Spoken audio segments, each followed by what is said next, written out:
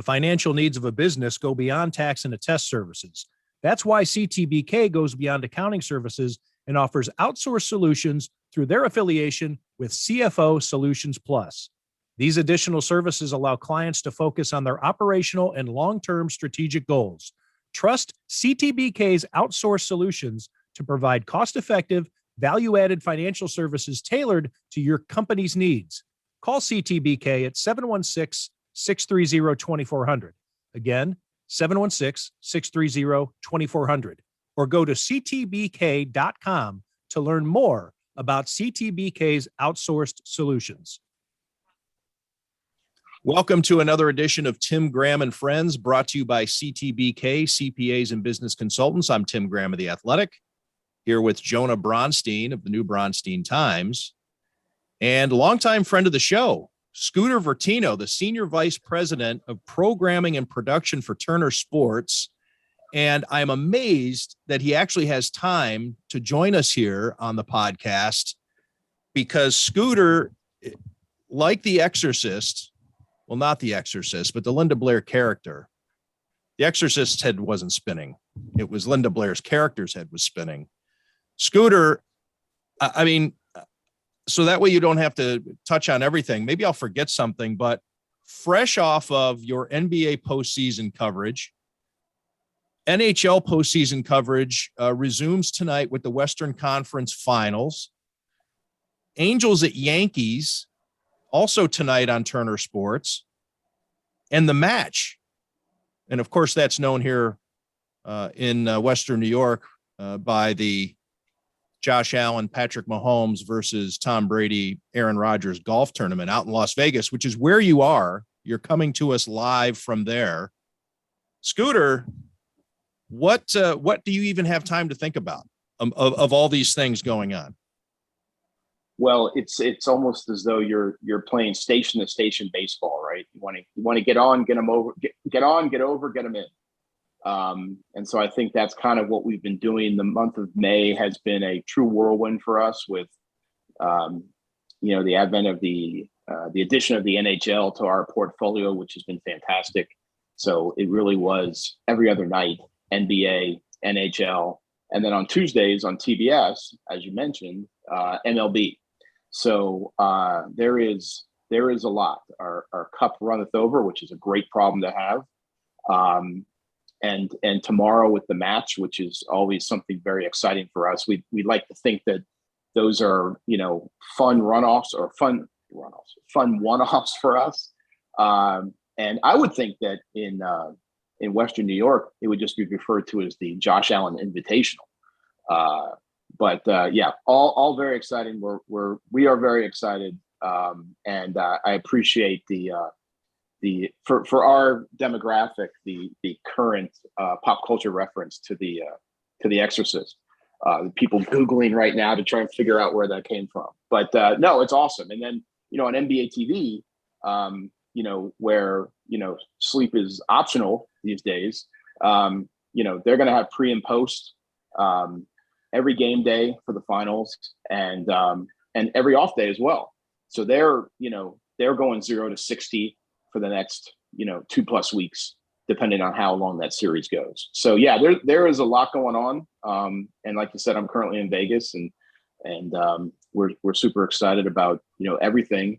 But the fact that, we're going to have these 4 incredible quarterbacks competing with one another on our air for several hours is pretty awesome.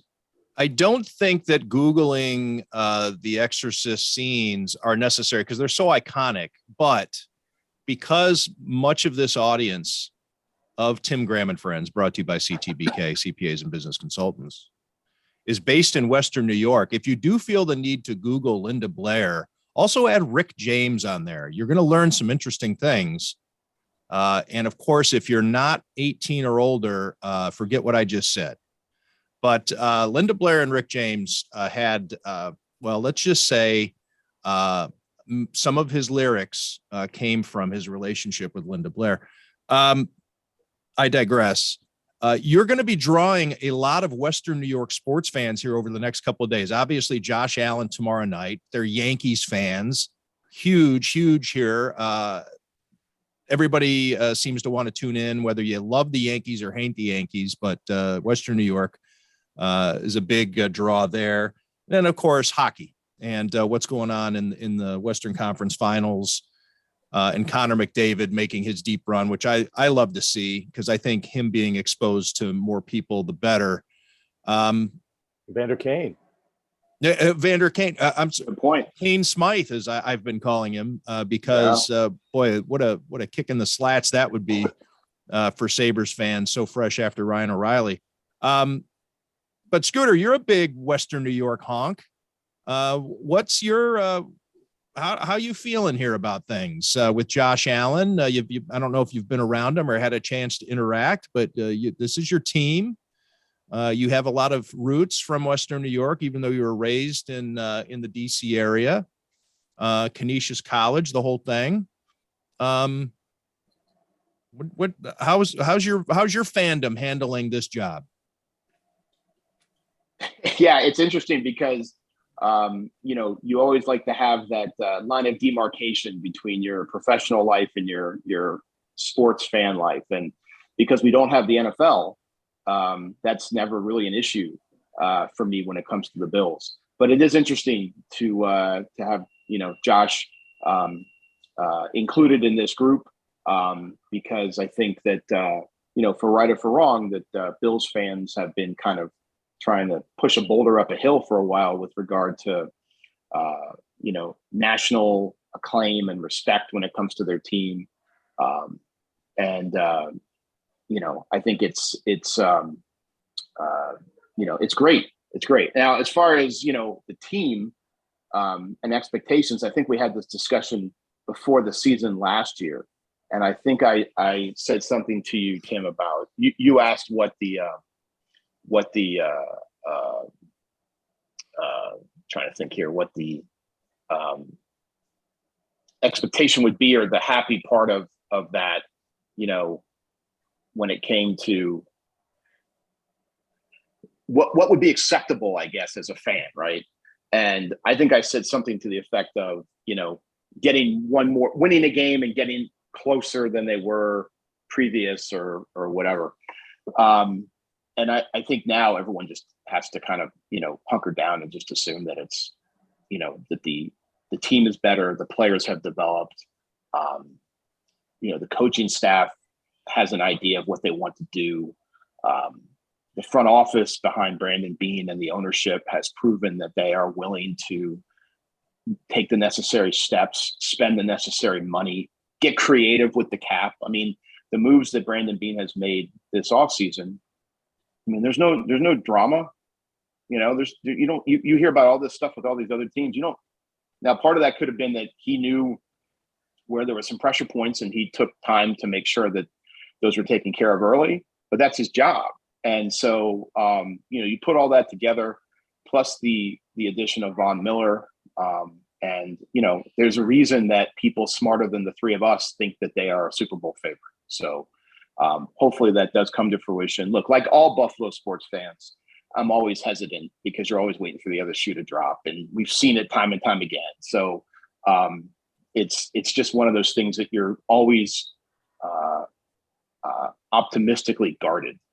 But it is exciting to see them going into this season as the most definite, hunted versus, maybe if they could get by this team or that team. And I could be sugarcoating what happened at the end of Kansas City because, it is what it is. There's nothing that can be done about it. But, it is an exciting time, and I'm as curious and as anxious as the next person to see what happens. And then, look, as far as the Sabres are concerned, I think that there's a ton of room to be optimistic with them and to see what they've done and how they have played and down the stretch.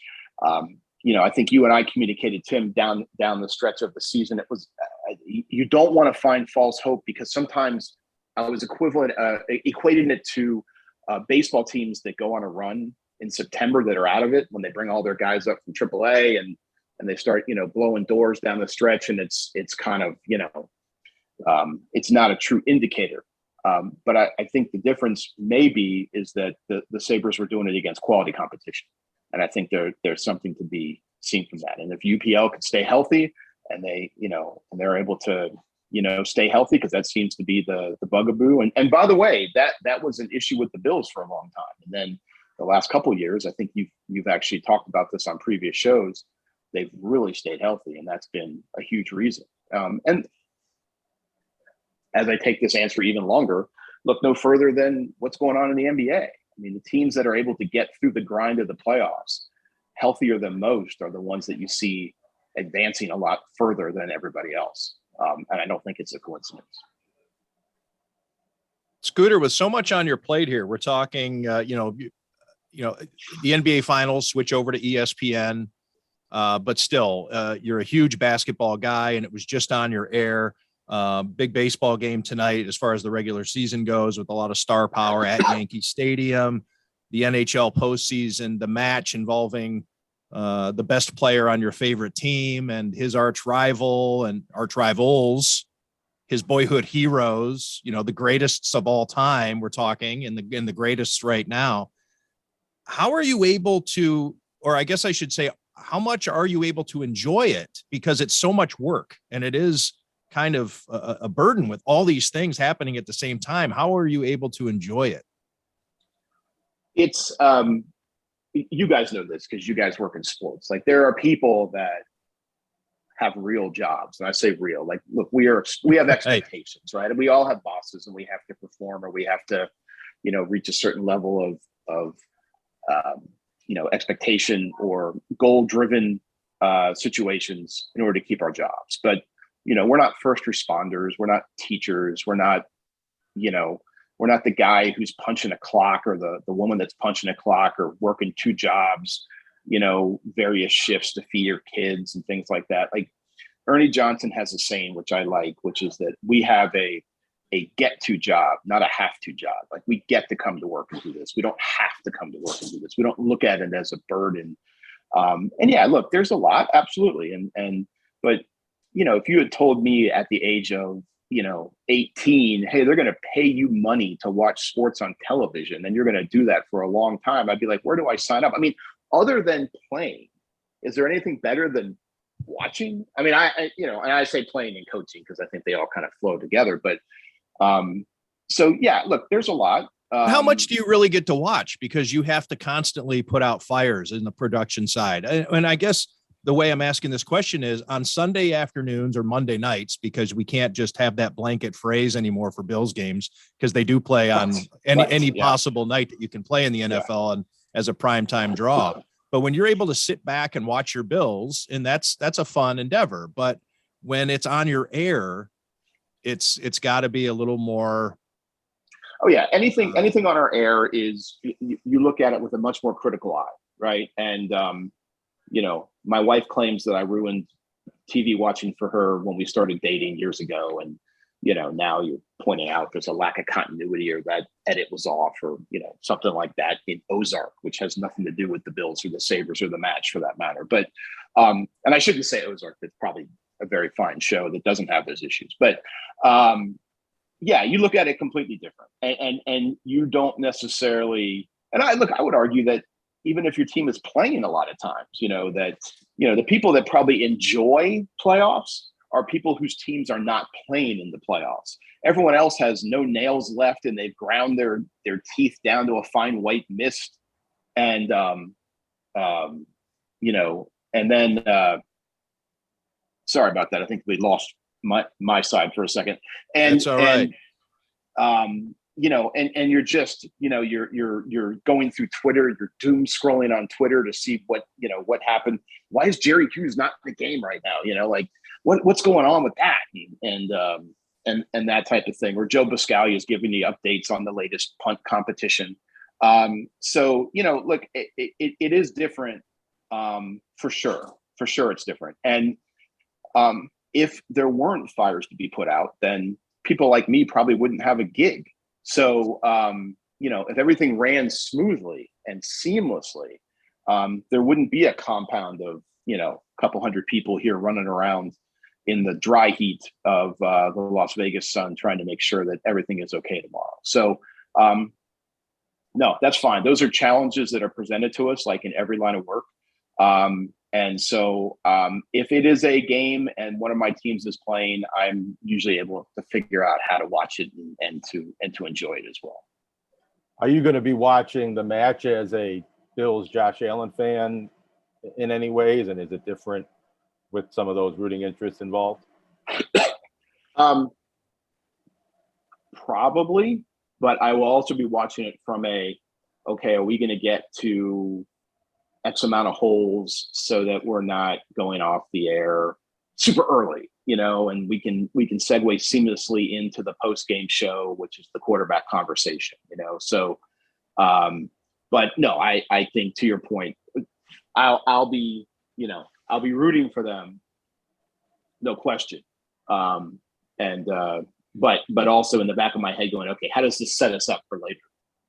I suppose what I'm getting at is, does this match matter to Bills fans and Bills Nation? If Josh Allen can get a win over Tom Brady, or is it pure spectacle and all about the trash talk and things like that? I think this is much more entertainment from my fandom point of view, but from what I understand, Josh Allen is a big time competitor, so I'm sure he probably likes to play along, and he is selling it as such, as trash talking and all that. But I'm sure he wants to absolutely win this. I'll note for everybody, you need to know what times the match and the pregame and the postgame begin. The show begins at 6:30 on TNT, with competition scheduled to begin at 7 p.m. Eastern time. So there'll still be plenty of daylight out in the Pacific time zone out in Las Vegas. And then afterwards, as Scooter alluded to, a post-game show called The Quarterback Conversation with Ernie Johnson speaking to the four participants about quarterbacking more than anything else. Yeah. So that is football programming, I think. So I think you do have football programming thrown in there on top of the baseball and the hockey. Sure, why not? Why not? When I first got to TNT and Turner Sports, we did have the NFL, so it's a little bit of a throwback. For those wondering, I guess I shouldn't just have it be assumed that everybody knows Scooter's background. He has been a guest on the show, both the podcast and terrestrially, and I reference him often. Scooter's father is from Western New York, which is how Scooter became a Bills fan. Scooter's uncle, Nelson Savello, has his name on the business center at Canisius College. And so that's where it was an organic sports fandom. It wasn't because the Bills were the team to like, and Scooter's a bandwagon jumper. It's in his DNA. How has this felt for you, Scooter, as somebody who knows and captures great moments of jubilation?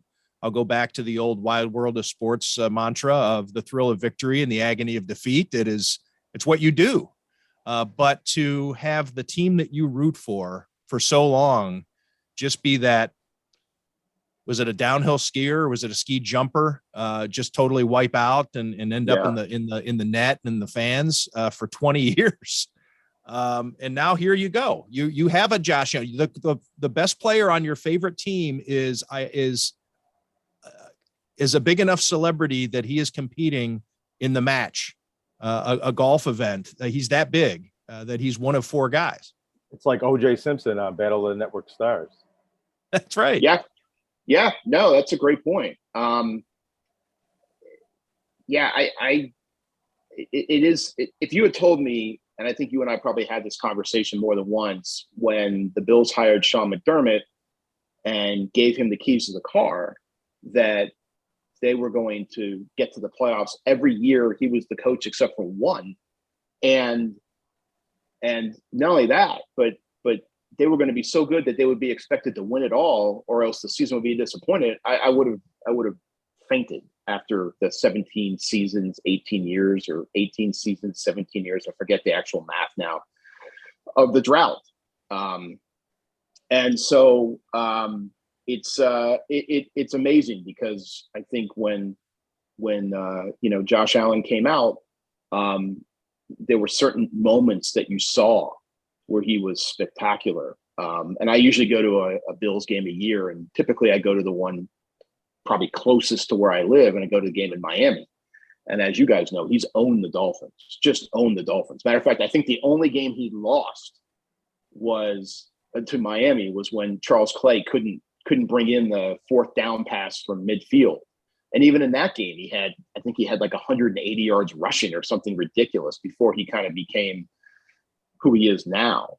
I've spoken to, and I assume you guys have as well. I've talked with front office personnel in various sports, and they always have a very specific consensus when it comes to judging talent. And with guys come out of school, first round picks, generally, no matter the sport, all very talented people, no matter the sport. It's their job to figure out which one of those guys or gals, depending on your sport, is talented and has the drive to work. And obviously there was something within Josh Allen that they saw that was like, okay, this kid has all the measurables. He's built like a power forward, plus 25 pounds. He can throw the ball, through buildings, and he can run. So what else? How do we kind of figure out how to mold that guy? Because you could argue that one of his predecessors was built the same way and had some similar tools in EJ Manuel, and for whatever reason they couldn't get that to work. And with Josh, they could. And obviously, when I say they, I mean Josh, who does the lion's share of the work, was able to develop into what he is now. So there was no chance that when they first hired McDermott and you guys, it's been well documented that they, passed and traded out of Mahomes' pick, and, certainly did fine for themselves, that they would have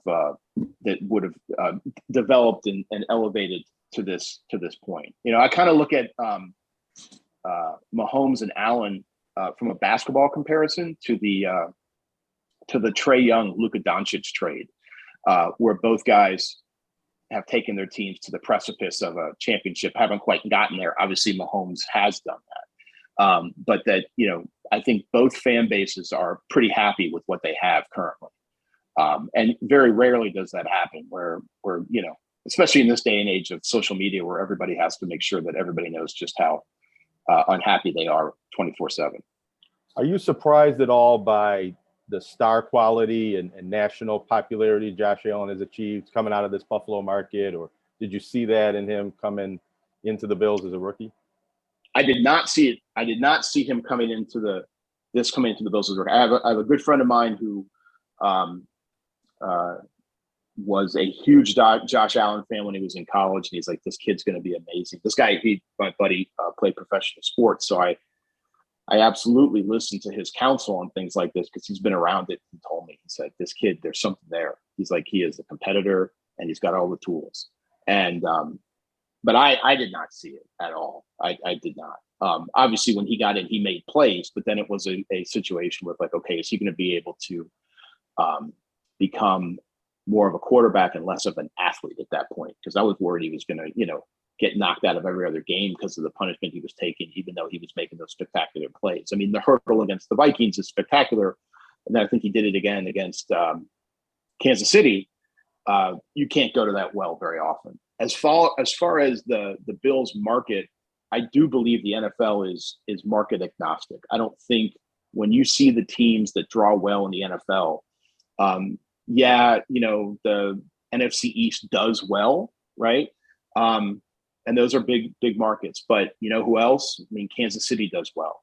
Pittsburgh does well. Green Bay does well.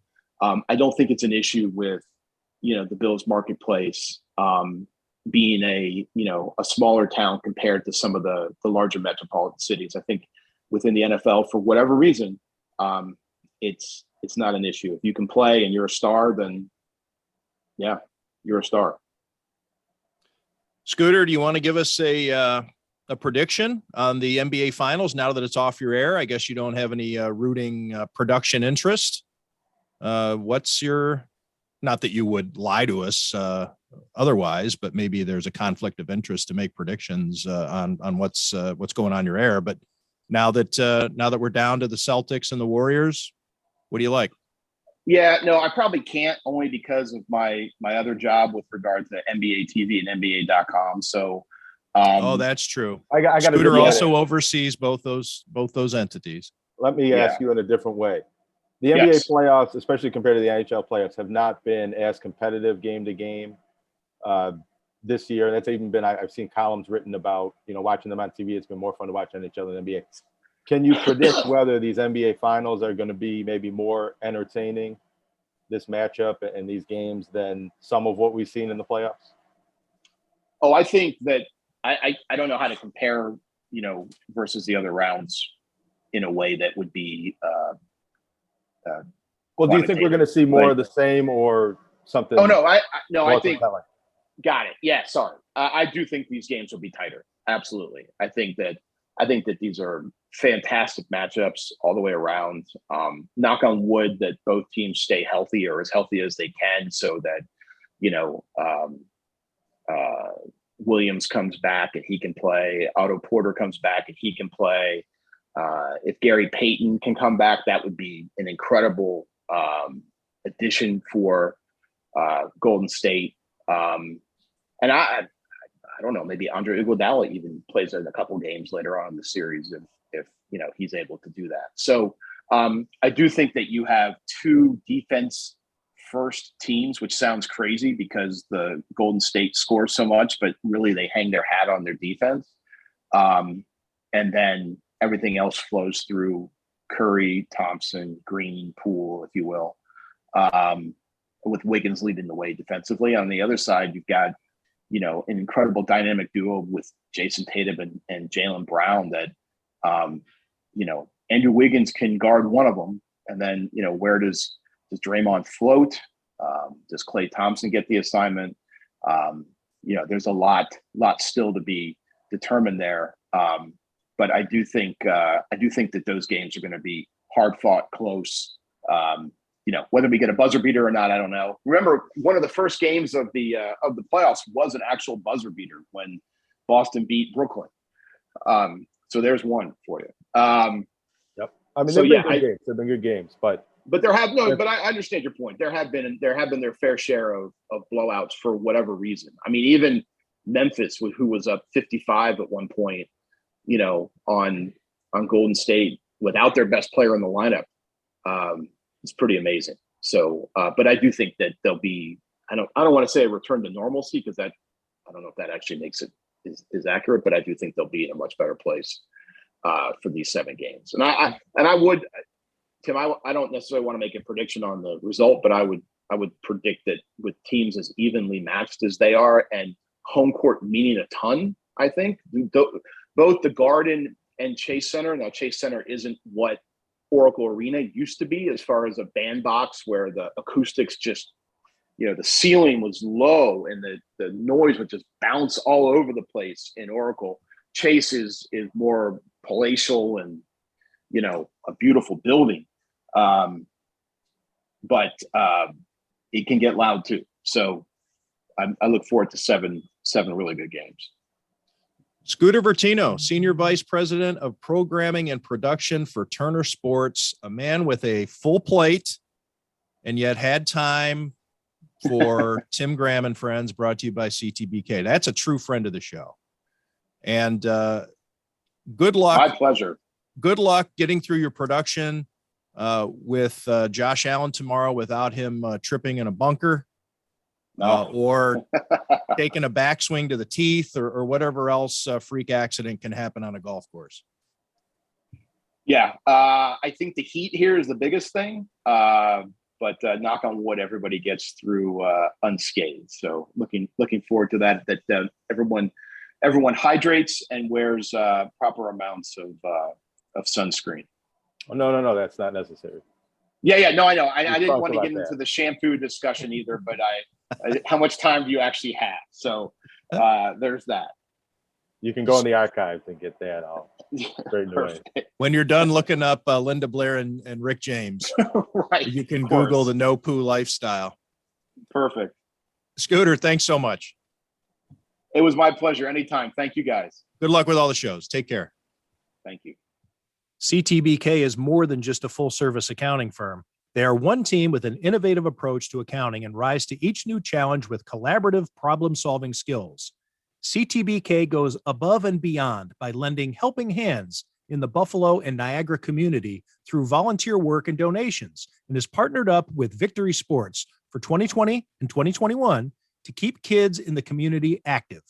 The professionals at CTBK are determined to help individuals and businesses succeed.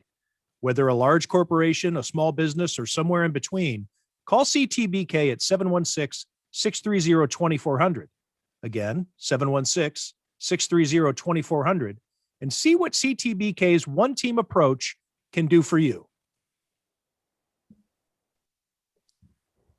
Scooter Vertino wasn't allowed to give a prediction, or I guess I should say he felt uncomfortable giving a prediction given his role.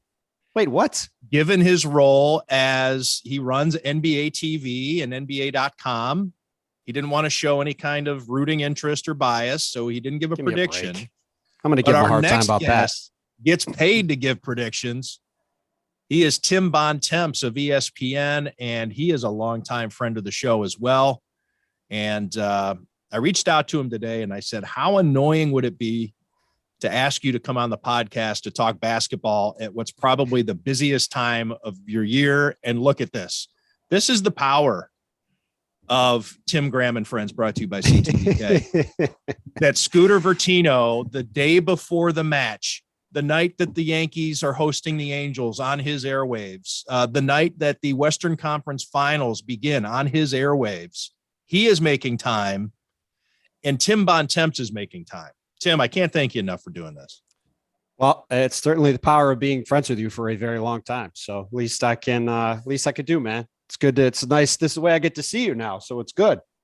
I'll take St. Bonaventure grad Tim Bontemps. That's correct. Former Buffalo News intern. Star-studded, number of stars. 2006, very long time ago. That was a very long time great. ago. We had a great run of interns back in those days. Marcus Yam was our photographer intern that year. He just won the Pulitzer Prize. Not bad. Not bad. Guys who were on the staff back then, not doing so as well. I wouldn't say that. You have all sorts of awards. I do have. Yeah, I got awards. So anyway, Tim, we have the Golden State Warriors. Yep. With home court advantage against the upstart, as many people could consider them, as great as they've been, but the Boston Celtics, the survivors that they are, needing 7 games in each of their past couple of series, maybe a little bit more worn, but also maybe a better defensive team. They have size. They have the benefit of 2 games of rest in between each game, except games 3 and 4. So there are some things that really kind of balance the scales when looking at this series. I guess I'll just leave it up to you and to Jonah, of course, because you guys know more about basketball than I do. But that's just you have the experienced superstar team of Golden State versus a little bit more road tested. The fact that these guys do win on the road and the Warriors don't lose at home. What's going to give in this series? Well, since Scooter was too weak to give a prediction, apparently, which I'm going to give him a hard time about, who do you guys think is going to win before we start? Let's just start. Don't ask me. Warriors is what I think. But I think it's going to be a very good series. I think it will be a great series. My pick for .com was Celtics in 6. I think the Celtics are the superior team. I think when you ask what's going to give in this series, I think what's going to give is we have seen throughout these playoffs, the Boston Celtics physically wear down every team they play. They sort of play like a hockey team or like a sort of old school smash mouth football team where since Ime Udoka got hit there as the coach when he took over for Brad Stevens last summer, the word physicality has been thrown around a lot. It's the number one thing they talk about. And I know people, don't like to think that the NBA is physical anymore, quote unquote, and they think that it's like stopped being physical 25 years ago. But the Celtics play physical basketball, and they have size at every position. They have speed at every position, and they just wear down every team they play.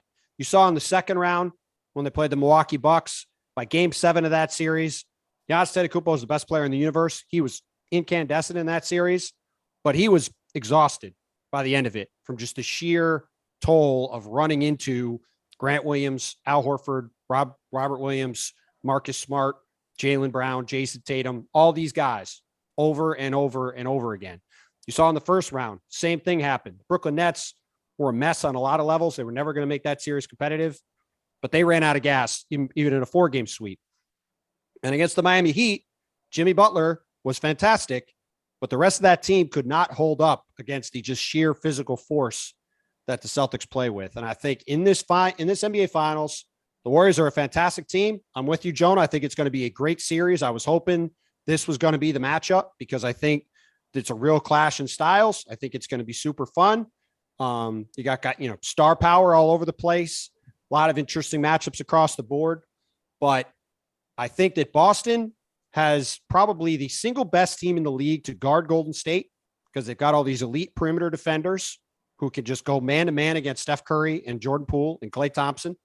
They could take advantage of the fact that Draymond Green has stopped shooting the ball and is basically Ben Simmons now on offense. And I think the other thing that's not talked about enough is Golden State, I don't think, can guard Boston.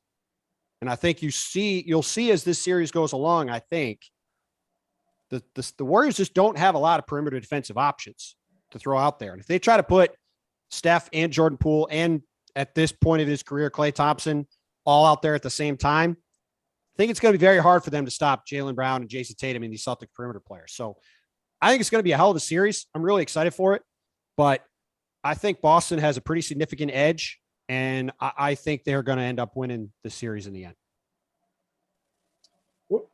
Covering the Celtics this season, how did they get here from a point where I think they were 3 games under 500 by the new year, something like that, and sniping at each other? And even before the season, new coach and the change with Brad Stevens moving up to the GM, it seemed like not a rebuilding year, but a reset year, and expectations weren't tremendously high. How did they get to be a team that's not only in the finals, but as you said, this is the team you thought would make the finals? It's not really a surprise at this point.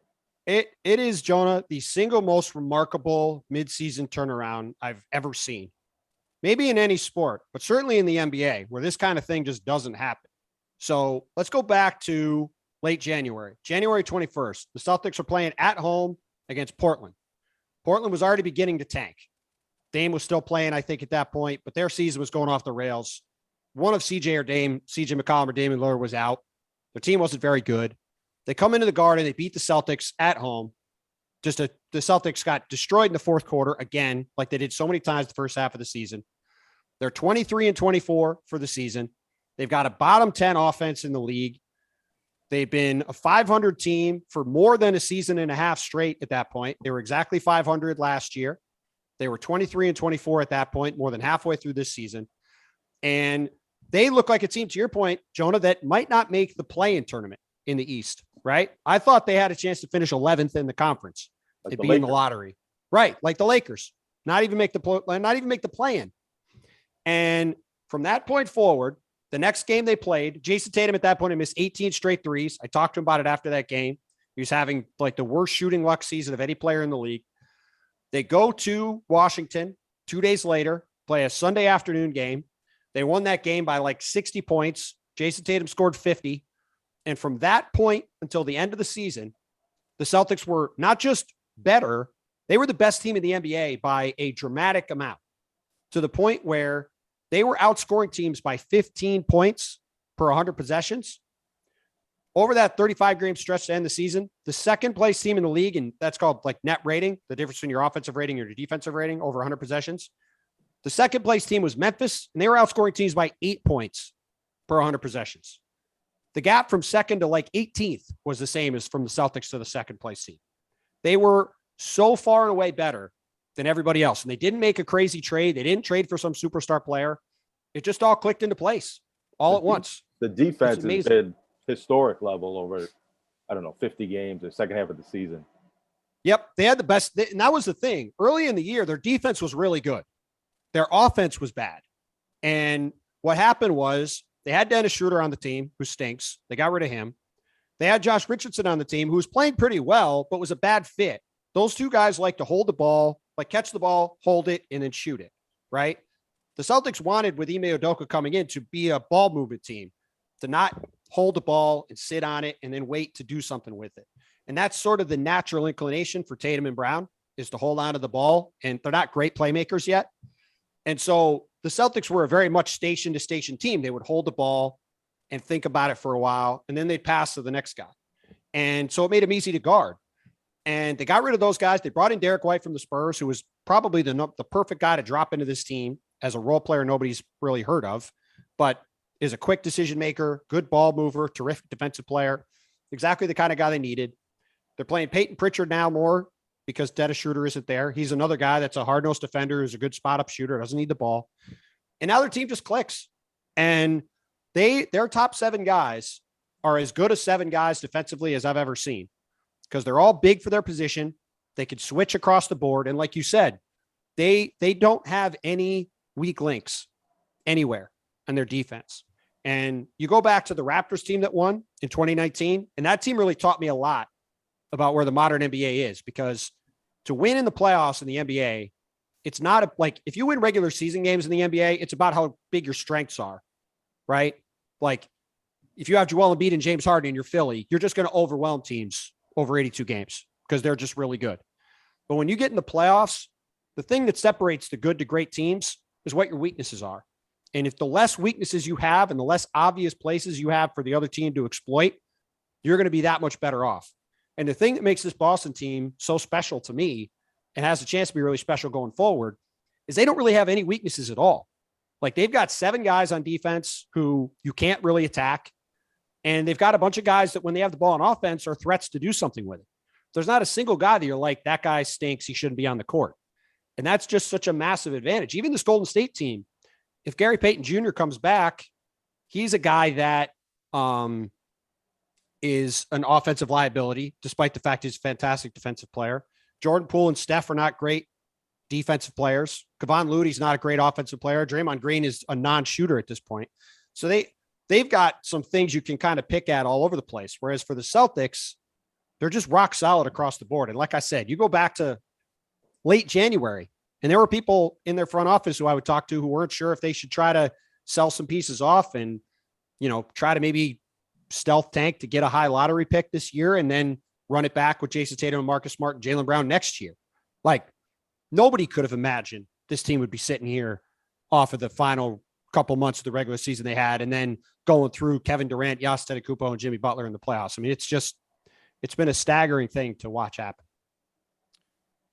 With all the things that Boston has going for it, Tim, how much impact do you think it will have on the first part of the series? Let's say the first 2 or 3 games that the Warriors have been waiting and resting, whereas the going deep or having to go 7 games in each of the past 2 series has maybe worn the Celtics out a little bit, or at least that's a possibility. Well, it's going to be fascinating to see, Tim. Now, I think the thing that people haven't thought about, to your point on this, since game 3 against Milwaukee, which I'm going to look it up right now while I'm talking, that's 12 games that the Celtics have played. And that's since May 7th. So since May 7th, it's now May 31st. So from May 7th to May 29th, the span of 23 days, the Celtics played 12 games. They played every other day from game 3 of the conference semifinals through game 7 of the conference finals. That is a crazy stretch of games. And all those games are high leverage, physical games against the biggest and fastest player in the world in Giannis. And then this Miami Heat team with, Jimmy Butler, who basically plays like a human sledgehammer, and this team that's just physical and getting into your space and banging you up all the time, right? Marcus Smart had a ton of injuries. Robert Williams has been dealing with a knee issue. These guys, by the end of that series against Miami, looked exhausted. But the thing I think that while they have had to play all those games, they now basically got 4 entire days off before game 1, because it's a late game on the East Coast. It's 9 p.m. tip. So it's 6 p.m. out here in the West Coast. And they didn't play Monday or Tuesday or Wednesday.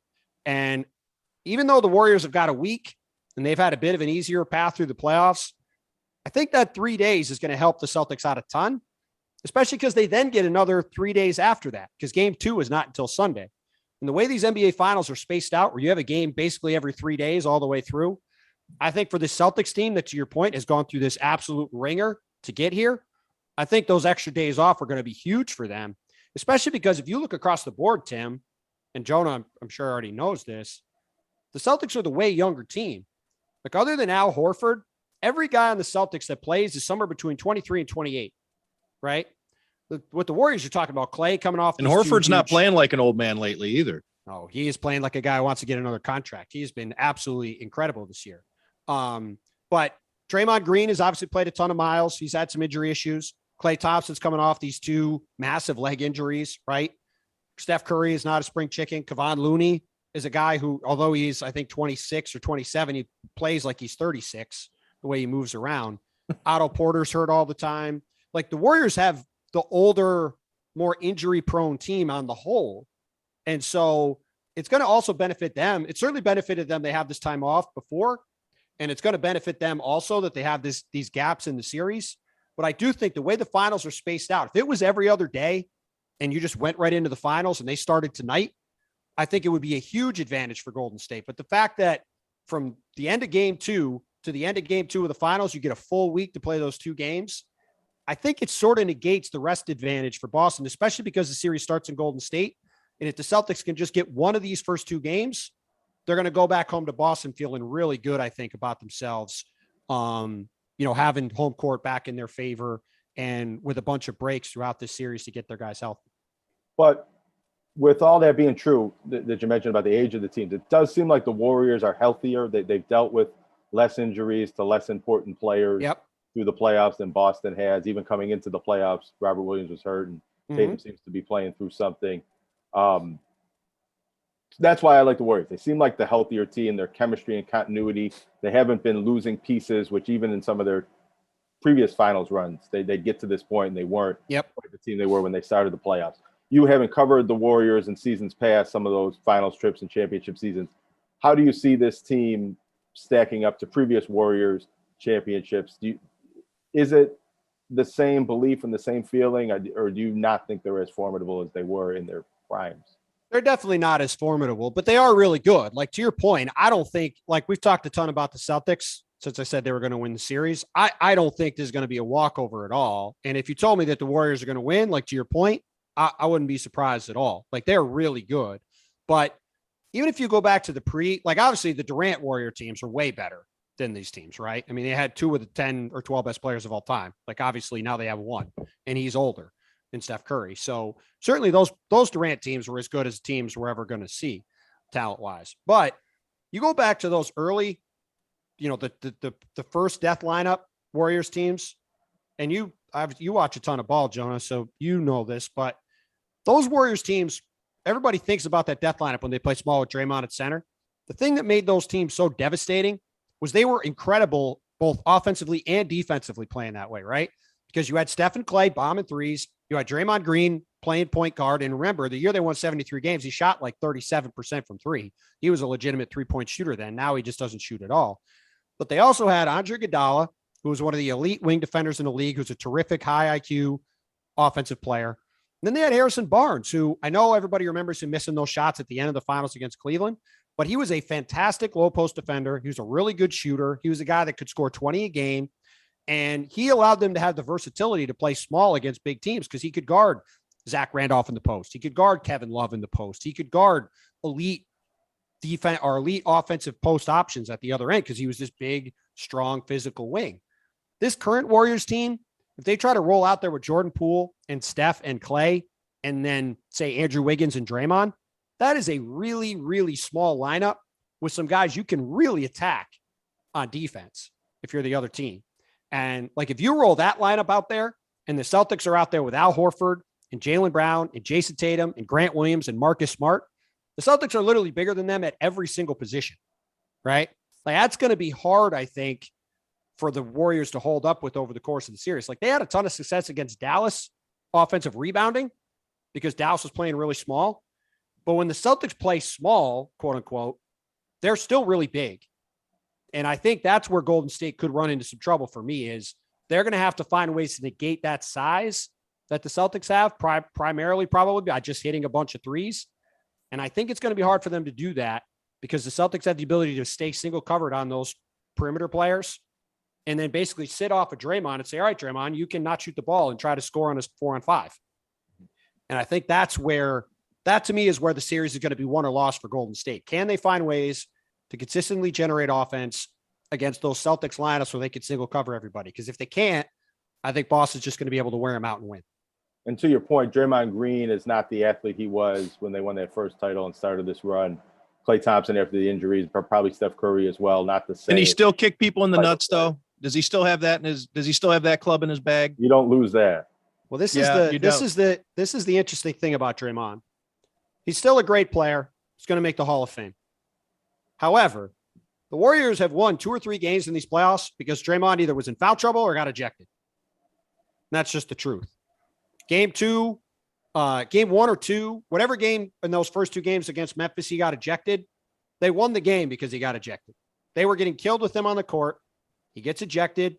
They then could have Looney out there. They played differently on offense. There was not just a place for people to hide somebody. And the Warriors went on a huge run and won that game. Against Dallas, same thing. I think it was game 2 again. He gets in a ton of foul trouble. He sits out most of the second half of that game. Warriors come roaring back and win the game. And it's going to be interesting to see what happens in this series if Draymond is a liability at the offensive end of the court. Will Steve Kerr potentially sit him down for a while and go with some different looks? Because again, if you were going to pick out a guy for me to guard Draymond Green at this point in his career, it would be Al Horford. Like, he's bigger than Draymond. He does a lot of the same stuff. To your point, Tim, he looks like he's 25 after playing in Oklahoma City last year. Like he's just, I don't know if it's because he spent half the season at home because they sent him home to try to tank. I don't know if it's because he's so happy to be back in Boston after a couple of absolutely miserable seasons in Philadelphia and in Oklahoma City, where he was a terrible fit next to Joel Embiid and then was on a team that was just trying to lose and he didn't make the playoffs for the first time in his career. Whatever the reason, Al Horford has found the fountain of youth and he looks incredible.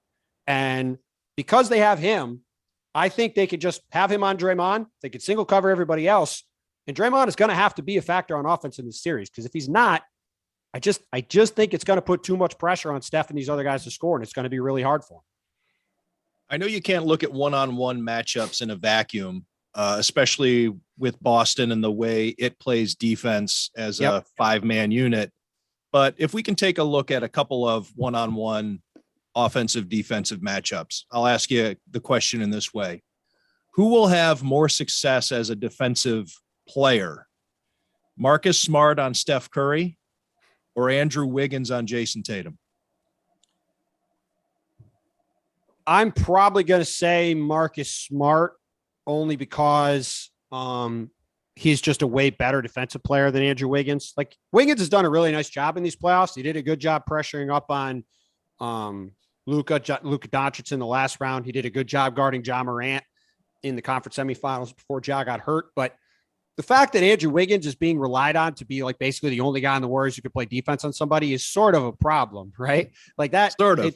That's sort of where I'm coming back to. Like in that Dallas series, the Mavericks got a lot of good looks. They just missed them all. Or do you put Draymond Green on Tatum just to mess with him, or just to kind of? I don't think they can't. I think they're going to have to. Switches. They're going to have. Yeah, I mean he'll get some guys on switches, but Draymond at this point is sort of like, I would say, sort of like a late career Charles Woodson, maybe, right? Like a guy where he's out there. He's not getting in your head. If you're an offensive player, the fact that he's guarding you doesn't get you off your game. The fact that he's just there in front of you isn't enough anymore. Yeah, he's at his best putting all the pieces in the right places, right? He used to be a one-man complete wrecking crew, and he still has moments like that. Like, he's still a really great defensive player, but it's a lot more now up here in terms of moving the chess pieces around and sort of knowing, okay, I know these guys are running this play. I know where it's going. I'm going to get there first and I'm going to mess it up at the end. Right. I'm sorry I derailed your Andrew Wiggins thought, but no, it's fine. No, it's fine. But you're right. Cause Draymond to me is the key in many ways, he's the key to this series for Golden State because he's got to be the Draymond Green that was the best defensive player on the planet the first half of the season before he had this nerve issue in his back that basically derailed the second half of his season before he came back. And he's got to be, to me, the bigger thing with Draymond is he's got to be something on offense. He cannot be a zero. Like, I know Buffalo's obviously a hockey and football town. So I don't know how many people were watching the Denver Golden State first round series, but game 5 of that series, for everybody who remembers when Ben Simmons passed up the dunk in game 7 against Atlanta last year and set off everything that went to hell in Philly, Draymond Green had a Ben Simmons moment at the end of game 5 at home against Denver, where he had the ball under the basket and could have dunked it and instead kicked it out. And then, of course, Draymond immediately went on his podcast and explained why it wasn't like Ben Simmons and gave all these explanations as, oh, no, I didn't actually pass up a dunk. I had these 3 things in my head. He passed up a dunk. And as I said, he struggled on offense against Memphis. He struggled on offense against the Dallas. And I think Golden State is being oversold a little bit because of their run through the playoffs. They got an injured Denver team. They got a Memphis team that can't get out of its own way and had Ja get hurt and still pushed them to 6 games. And then they played a Dallas team that has Luka and then a bunch of good role players that couldn't hit a shot. And I think this Boston team is way better than those teams. I think they're way more versatile and deeper than those teams. And I think Golden State can win, but they're going to have to take it up another level. And by the way, the Celtics also have to not screw it up because as we saw in that Miami series, for anybody who watched that, when the Celtics didn't screw things up and just played okay or better, they were clearly the better team. The problem was they spent at least half that series not playing okay and just throwing the ball over the yard and doing stupid stuff and nearly gave away the series as a result. So Golden State could certainly take advantage of that and go on some runs and blow them out of the building. So if the Celtics have to have the focus they did in the good moments against Milwaukee and the good moments against Miami, they have these moments where they just forget how to play and they start screwing around and trying to run the clock out late in games. Golden State will score 15 points in 2 minutes and they'll be in a huge hole. I know that we just real quick, just because I want to, and then you have it, Jonah. I know we in the sports writing business love to mix up our sports metaphors for the sake of making a point. When you explain Draymond Green's inability to pull the trigger, whether it be shooting or whatever's happening, maybe it's not working fast enough in between the ears. It's reminiscent to me of when you talk about the old prize fighter, the championship guy who just can't throw the punches anymore. And you wonder, and you say to yourself, as you're watching him fight, why isn't he throwing punches? And it's because everything's happening just fast enough, just faster than he's used to. I'm talking about a Roy Jones. It used to be, you didn't think about it. And now it's just not happening. There comes a point where you just don't fire. And, he's never been a good shooter, but he used to be more. But he at least used to he used to be dangerous. You couldn't leave him unguarded at the 3-pointer. Right? To your point, Tim, he used to attempt them. Right. Yeah, that's right. You had to respect it. Now, if you watch people play the Warriors, it's like teams are playing Ben Simmons. The guy who's guarding Draymond is standing at the basket and is basically saying, all right, man, do your thing. We're just not going to guard you because you're not going to shoot the ball. And we know you're not going to shoot the ball. And even if you have Stephen Curry and Klay Thompson, it makes it really, really hard if you've got a guy out there who's just not going to shoot. And Draymond's a fantastic passer. He's one of the smartest basketball players I've ever seen at both ends of the court. Like he will maximize everything he can do, but he clearly doesn't have the same confidence in that shot that he used to. And, again, it all goes back to what Jonah said at the beginning. Like, where does this Warriors team rank with the teams before it? For many reasons, they're not as good. They're still really, really good, but all these guys are in their early to mid 30s. They've all had injuries. They've all got bigger flaws than they used to. And because of that, they've all got to me to play up here for them to win. The Warriors to me can't be okay and win. They've got to be great to win. Whereas the Celtics, I think, because of their versatility at both ends, as we saw against Miami, they probably just have to be okay or a little better than okay to win. But we've seen them not have the mental focus all the time in these moments. And that's the thing where if they do lose this series, I think it will be, to Jonah's point earlier, about Golden State and the experience they have being here, and guys like Steph Curry, who is a killer, even though people don't think of him that way. They will pounce the second the Celtics start to screw around. And we even saw in Game 7, the Celtics dominated that game for 46 minutes against Miami. They screwed around for 90 seconds and nearly lost the series as a result. And if they screw around against the Warriors for 90 seconds, they're going to give up 15 points every time. Like, they just cannot switch off. They've got to be locked in every second. But if they are, I think they have the ability to slow these guys down in a way just about nobody else does. Their youth could work against them. And even though I think Ime Udoka has been great this season, especially with the results, but also the way he talks to the press and the things he said about the team. And when you do hear these little mic'd up huddles, I like his messaging. But this is his first time in the finals. He doesn't have as much head coaching experience as Steve Kerr, who's had a tremendous amount of success, obviously, coaching this team. Mm-hmm. What I think about the Warriors, I can make a quick case for them, is that when they've been healthy and at their best this year, the first half of the season, throughout the playoffs, they really have looked like one of the best teams in the league. And have, on-off ratings and things like that. Curry looks just as good as he always has. Klay Thompson, if not the same player, still can reach that level when he gets hot shooting the ball. I've liked what I've seen out of Draymond Green in some ways. I still think he affects the team defense in the same way, even though he's bigger and slower, but seems to be still as effective, especially his personality. But that I think that could change. I think you could see their health and their stamina go away throughout this series. But, I'm making that point. I forgot the question I wanted to ask you. But, this is what I asked you. When it comes to the star matchup, Tatum and Curry, they never guard each other. They're completely different players, different sizes, different positions. But that's how a lot of championship and playoff series are decided in the NBA. And it's, you see Tatum's beaten Kevin Durant. He's beaten Giannis Antetokounmpo, and now he's beaten Jimmy Butler and other good players on those teams. If he finishes this run with beating Stephen Curry and the Warriors, and this Warriors team that I think is still the Warriors, it's not like a fluke that they're here. Where does that put Tatum in terms of his hierarchy in the league and how we regard this playoff run if he leads this team to a championship?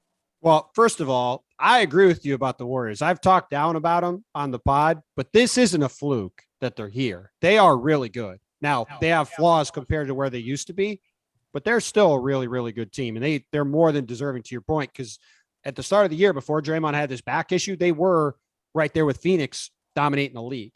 But I think it's funny you mentioned the Curry and Tatum thing, because I think that's sort of, they are the two best players. And like you said, they are probably, Tatum might guard Curry a little bit, but they're not going to really match up at all just based off their positions, sort of like Curry and LeBron when they used to play, even though Tatum's obviously not LeBron. But they do sort of exemplify the way I think this series is going to go, right? Where you've got Curry, who's become a decent defensive player.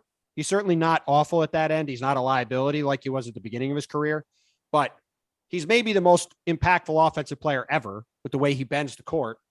But then he has some defensive deficiencies they have to work around.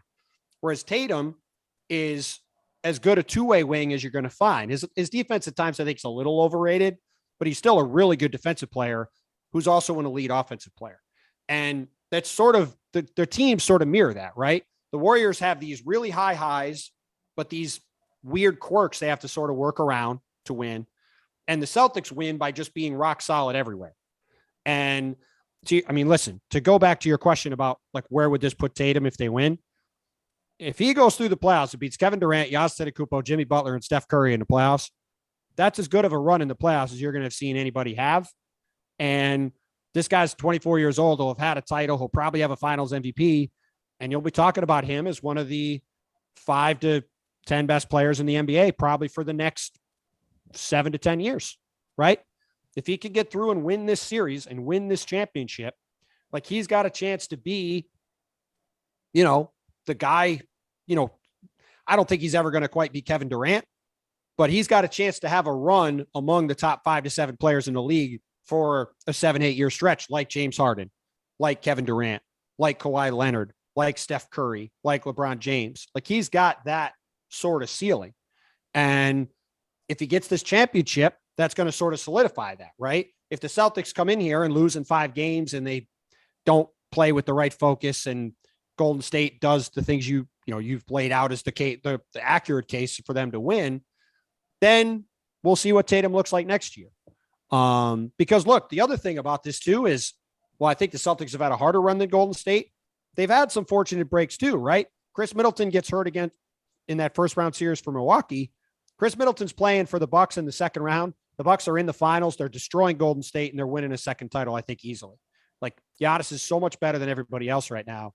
I think they would have cruised to the championship. And the Nets, all the issues that they had, they should have been a tougher. Yeah, I mean, the Nets should have been the Nets should have been a better team than they were. I thought the Celtics were going to drill them. I told people with both the Celtics and the Bucks for the last 6 weeks of the regular season, they needed to focus on getting second place and not worry about a potential first round matchup with the Nets, because the real series is going to be beating the other team in the second round. And Boston did that. They got the game 7 at home and they went on to win. But you're right. The Nets should be better next year. The Bucks will probably be better next year if they're healthy than they were in the playoffs. The Sixers could be better next year. Like, teams are going to be coming, right? Miami could add pieces this summer. We'll see what they do. Miami's really good. They had a ton of injuries in this series. Toronto's on an upswing. Toronto could be better. Like, there's a lot of competition in the East. Like, this is not yesterday's Eastern Conference when, you could win 45 games to get a top 4 seed and everything was good. Like, this is turning into what the West used to be, where you're going to have to go through a slugfest every year to just make the finals.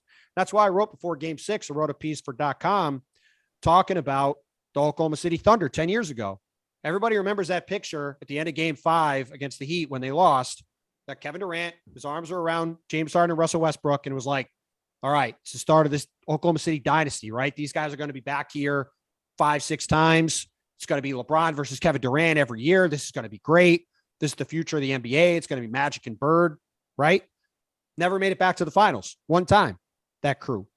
And they had a ton of bad luck. Russ got hurt. Serge Ibaka got hurt. KD got hurt. They obviously had that unbelievable series against Golden State 2016. The Jack Eichel controversy got him. That's right. All the things that were lined up that were supposed to happen. EJ Yep. Manuel didn't work out. Exactly. No, it's that there's no certainty in the NBA in particular that you're going to get back again. Like, everybody, because of how often the Warriors got back and how often LeBron got there, getting there 8 years in a row, the Warriors getting there 5 years in a row, everybody sort of forgot that it's really hard to make the NBA finals and it's hard to keep getting back there again and again and again. You just sort of assume because LeBron did it and the Warriors did it that everybody's going to do it. And it's just so hard to get here. And for this Celtics, look at Golden State. They made it 5 years in a row. Then they didn't even make the playoffs twice. They had all these injuries. Last year, they were relatively healthy. They still lost that play-in tournament game to Memphis. The Celtics were a 500 team last year. They made the conference finals a whole bunch of times and lost in heartbreaking fashion. It's hard to get here, even if you've got these 2 young guys, Jason Tatum and Jaylen Brown, that should be good for the next 6, 7, 8 years and should have a chance to be a team that's contending every single year. You might not get a run like this again. You might not get health like this again. So you got to take advantage of these opportunities when you have them, especially when you've got a team that I think is good enough to win. This isn't like that Celtics team that played LeBron in 2018 when Tatum was a rookie, Jaylen Brown was a second-year player. And even though that Cavs team stunk and everybody knew they weren't going to beat Golden State, it's not like anybody walked out of that series like, oh man, the Celtics didn't have Kyrie Irving, didn't have Gordon Hayward, but they really blew this chance to beat LeBron, right? It was like, oh man, they gave LeBron everything he had, but they couldn't beat him. But this year it was like this Miami team, they were clearly better than them. And to me, from a talent perspective, you just go down the roster, they've got the edge on Golden State from a talent perspective. And they might not have that again in the finals. So this is the time. They've got to take advantage and win it. And Golden State knows that better than anybody. I mean, that team had Kevin Durant and lost in the finals. That team won 73 games and lost in the finals. Like, it's really, really hard to get all the way through this thing. You need to be really good and you need to be really lucky. And those two things don't always come together, no matter how good you are. And so I think for the Celtics, for both these teams, like, if Steph Curry wins a 4th championship and finally wins finals MVP when he should have won it the first time, that's going to be a huge thing for his legacy. And on the other side, if these Celtics guys win, They go back ahead of the Lakers in the race for the most championships in the league, which matters a ton in Boston. And for these young guys on the Celtics, Jason Tatum, Jaylen Brown, Marcus Smart, after banging their head against the wall for years, having all these disappointing runs in the playoffs and people talking about blowing this team up over and over again, for them to break through and win, that would be a huge thing for them. So I just think this has got a chance to be an awesome series. And for all these different reasons, on the court, off the court, legacy wise, storyline wise, star power, two huge markets, two big teams, two big fan bases. I'm just really excited for it. I think it's going to be a great series, and I think it's going to be really, really fun to watch. It's not like a team that has 5 junior starters and goes to the NCAA tournament and they all come back with a senior year and think they're going to run it right back. Hey, listen, it is a great, obviously the Bonnies did not have the season they hope to have for a variety of reasons, but it's a great example, right? Like no matter how good you think things are lined up, there's no guarantee it's going to repeat again, no matter what you've got in front of you. So you got to take advantage of the moment you've got sitting there in the first place, because you're just not sure what's going to come back around on the other side. Bonovich is a great example. Like they had a great year, got to the NIT Final Four. Like that was a great run, but that was a team that came into the season thinking we can make the Sweet 16 for the first time in 50 years, right? And instead they didn't even make the tournament. And, some of that was in their control, some of it was not, but that team was ranked 16th at one point, something like that. Yep. They beat Marquette by 50 at a game I was at. Like, it's nothing's guaranteed. So, for both these teams, there's just a ton on the line from a historical standpoint. And it's just going to add all that much more to what I think is, like I said, I think it's just going to be an awesome, if you're any kind of basketball fan at all, this is going to be a really fun series. And it's going to be stylistically fun to watch and aesthetically pleasing. And there's a lot of big name players and fun players to watch and fun storylines. Just think it's going to be a whole lot of fun. Tim Bontemps, you've said it all. I feel educated. It was entertaining. Well, there you go. How can I listen to this and not also think the Celtics are going to win it? You are spirited in your defense of your Celtics in 6. Of course, you've got the research and you've been writing about it and covering it for months, but probably fresh off of writing a breakdown of it not too long ago, right? I haven't actually had to write a breakdown. I actually haven't had to write a breakdown of it, but I get asked a lot who's going to win, so I have my answer ready to go. Do you have to give an official ESPN.com prediction? You usually do those grids.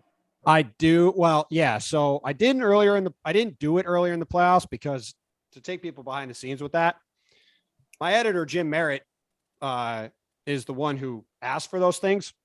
And he tends to ask for them days ahead of time. And I like to think about it and actually decide what I think instead of just throwing darts at the board. So I didn't do it for the conference semifinals. I just tweeted it out before the start of the first game because I wanted to actually think about it because a couple of them were coin flips. Last round I did it on the site because I had a pretty good feel, at least what I thought, how both were going to go. So I said Celtics and Mavs both in 6. Obviously Dallas did not win. And for this we had to do the series games and an MVP. So I said Celtics in 6, and I said Jason Tatum was going to win MVP. Everybody in Boston, per usual, was very mad at me because I had a vote for this new conference finals MVP award that the NBA created this year. And I did not know this at the time because the Larry Bird Trophy. I was the one person who voted for Jimmy Butler to win that award of the panel that voted. So I respect it. Per usual, there were a lot of people on the internet who were like, this is great. And there were a lot of people on the internet who wanted me to be burned at the stake for doing that. So, we'll see. I'm sure the Celtics fans who are angry will not remember that when I say that Tatum should win MVP in the finals now. But yeah, we had to, that's a long-winded way of saying we did have to give a prediction for the site. I don't know if it's up yet, but mine was Celtics in 6, winning on their home court in game 6. And I think Tatum will be the MVP of the series. All right, Jonah. So you've said Golden State in 7. Now we need your MVP. I think if Golden State wins, it'll be Curry. He hasn't won. Steph Curry.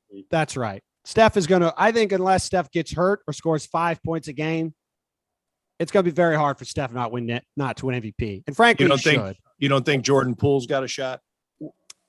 Look, we've seen the fact that Andre Iguodala won that award in the first time around. It still drives me insane because every point Andre Iguodala scored in that series was because Steph Curry was being triple covered and totally bent the other team's defense toward him. So they just didn't guard Andre Iguodala, and he scored some points. And people like, we're going to give Andre. I mean, that's the thing where some of these things, legacy wise, are just very silly. You know, people find ways to poke holes at people they want to, but and he guarded LeBron, who averaged about 35, 9 and 9 that season. Right. And everybody's like, oh man, LeBron should win MVP, but the guy who guarded him won MVP, scoring like 12 points a game. That's right. Like, okay. I'll tell you who I think has a chance at MVP though. If it plays out in a certain way, it's Klay Thompson.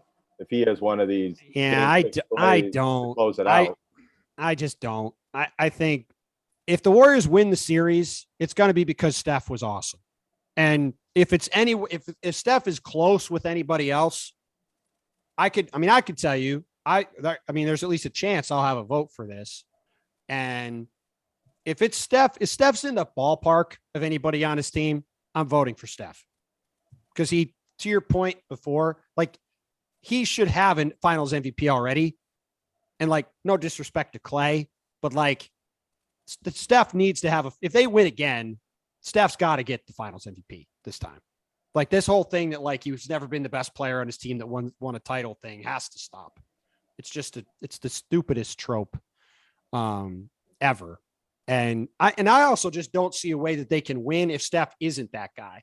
Like he's got to be awesome for them to beat this Boston team with this defense. Like you're right that Klay can have some really good games and get going.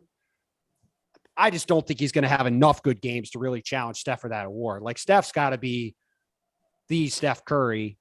And if he is, then I think they got a good chance to win. And if they do win, like I said, I think it's going to be hard. Like the Celtics series is a good example with the Heat. Tatum in a couple shots in the fourth quarter of that game. But to me, I was thinking about voting for Jaylen Brown for that award. I ultimately voted for Jimmy. But with it sort of not being clear who to pick for the Celtics, everyone just defaulted to the best player on the other team or on the team to win, right? And I think in the finals, like with that award, like obviously Iguodala is an outlier, but generally whoever wins, the best player on the team is going to win the award. That's what makes the Iguodala thing so dumb. It's like he was the fourth best player on the team. He won the award. And now everyone's like, oh yeah, Steph's never won finals MVP. You know, it's very silly. Tim, thanks for this. We went way longer than I thought. And I say that with many guests, but this was almost an hour. Hey, man. NBA talk. It's always fun to catch up with you guys. I miss seeing you. It is. I don't have Do you have any to get back to Boston? Do you have any Buffalo. thoughts Yeah, on the do match all the time. tomorrow night? Are Are you picking Tom Brady and Aaron Rodgers? I'm They are picking the young favored. guy. I'm picking the young guys just because I would like the young guys to win because I am not really a fan of the old guys. So I I'll see. say hopefully the young guys win. Be nice for Josh Allen to win. Hopefully he can win a Super Bowl next year and make everybody in Buffalo happy. But we'll see. Yeah. I'll take I will not spend 1 second watching that tomorrow, but Nor will I. Yes. No, sorry, Scooter. I will not be watching. But I will take Josh and Pat to win against the unretiree and the conspiracy theorist. That'll be They're the my betting choice. underdogs. What? Yeah. What? I mean, do people know their golf scores? Like what? I think What? that's out there. Their handicaps at least. I guess. Do they do this by handicaps, or is it just I don't- straight golf? What? You just said Scooter on. You should tell me the answer to these questions.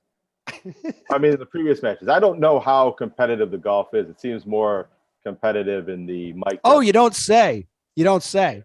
You don't think this is going to be the back nine at Augusta tomorrow? I would tend They to might agree. have writers. They might be writers that actually hand some scripts. to these guys. Like, here's if you want to get into Brady's head, here's what you say. I would not be surprised. One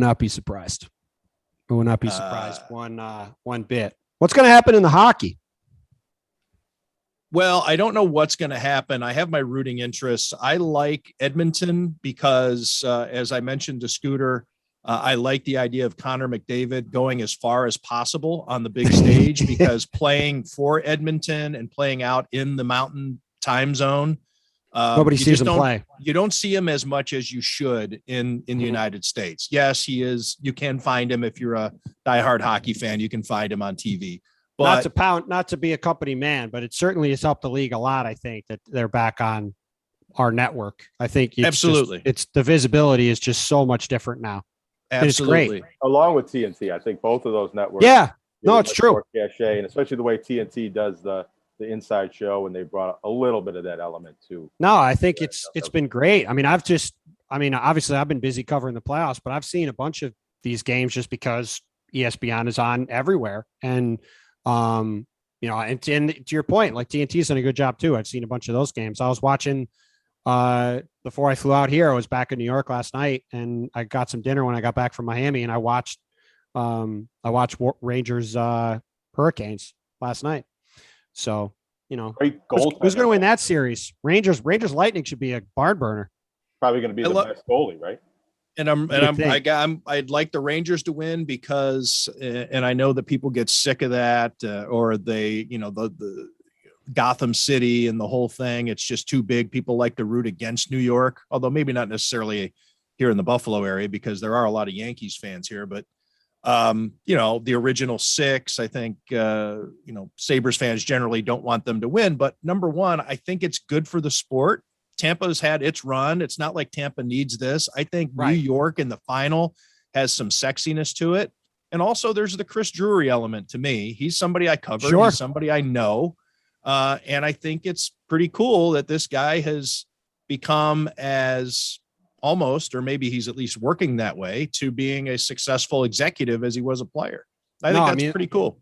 That Rangers team, like the fact they went from Lundqvist to Shesterkin is wild. Like he's a stud, and they've got all these young guys up. I mean, obviously they went out and signed Panarin, who's awesome, but like they got all these young guys that they're playing too. Like they've done a heck of a job. I mean, it was kind of odd when they blew everybody out and put Chris in the job, but he's done some nice things to get them over the line here. And yeah, I mean, especially I know how people are about New York, but Rangers fans are awesome. And I've covered when I was at the New York Post, as being in my career as one of the few people that knew hockey at the paper. I was with Larry Brooks a lot covering their deep playoffs runs with Hank all those years, and games at the Garden are awesome. Those fans are awesome. They've obviously only won one cup in 75 years or 80 years. I think it was 41 to 94. And then they haven't won one since. So yeah, like if you get Oilers, Rangers, and you have Connor McDavid playing at MSG in the finals, that'd be pretty fun. Yeah, cool. I do think though that if I had to predict, I think Colorado's the better team because Edmonton's goaltending is really shaky. Well, McKinnon and I is think damn that good Tampa's too, the better team. So if I had to predict, I told you what my rooting interests are, and I think it's a flip. If you had to make me predict, I think it'll be Colorado and Tampa. But I don't know how anybody. I always would laugh when I would cover hockey, and you were one of the best at it, so maybe you'll have a better answer than me. But hockey just feels like a straight coin flip every game. Like there's no rhyme or reason to it, really. It's like puck off a skate. There's such a subjective aspect to the officiating. Yeah. The playoffs, do you think so? Because it really seems to come down to some other factors in goaltending. And well, that's what I mean. It's like the goalies. Like Shesterkin got yanked from like 3 games in the first round, right? He was giving up like 5 goals a game, and he was the best player in the league maybe during the season. Yeah. And there's just chaos. It's just chaos and randomness all the time. And obviously you need a lot of luck to win in the NBA, but in the NBA, like you can look at a series and break down, all right, here's how this is going to go. Like these matchups all go a certain way. Like you can really analyze it and see how things are going to go generally. Like in hockey, it's just like, I don't know, like one goalie plays better than the other. Like you said, Tim, a couple pucks going off sticks or skates, or there's an untimely penalty, or, back in 06, like the damn puck gets like cleared Delay a into game. right. Like the puck gets cleared into the stands and you lose. It's like, it's just, or you have no goal in 98. Like it's just these random, it's just totally random. Like if I was a diehard hockey fan, when I was as a kid, I'm not really anymore. I would just, I don't know how anybody survives these cup runs, because it's just pure chaos all the time. That's the It's appeal. just wild. No, it's awesome. They're awesome to watch, but there's like you can have this incredible team all season, then you lose in 4 games in the first round. It's like, I don't know. It's just a crazy 2 months every year, which it does make it for incredible TV every time. Tim, thanks for this. I didn't know we were going to get some hockey takes also. Oh, sure, man. What does Tim think about the Bandits in the NLL final? No idea. I know Tavares' dad used to play for the Bandits. That's about it. And I covered a couple Bandits games many, many moons ago. He's the coach now. Oh, is he? There you go. I didn't even know. You could have told me John Tavares himself was the coach of the team. I'm like, all right, sure. Who's to say? Who's to say? Tim, good luck with the finals and the travel. Appreciate travel guys. safely from coast to coast, and hopefully we get a cross paths soon. It was always good to have you on and good to see your face. No, it's great, man. Thanks for having me, and I'll talk to you guys soon for sure. Tim Bontemps of ESPN here on Tim Graham and Friends, brought to you by CTBK, CPAs and Business Consultants.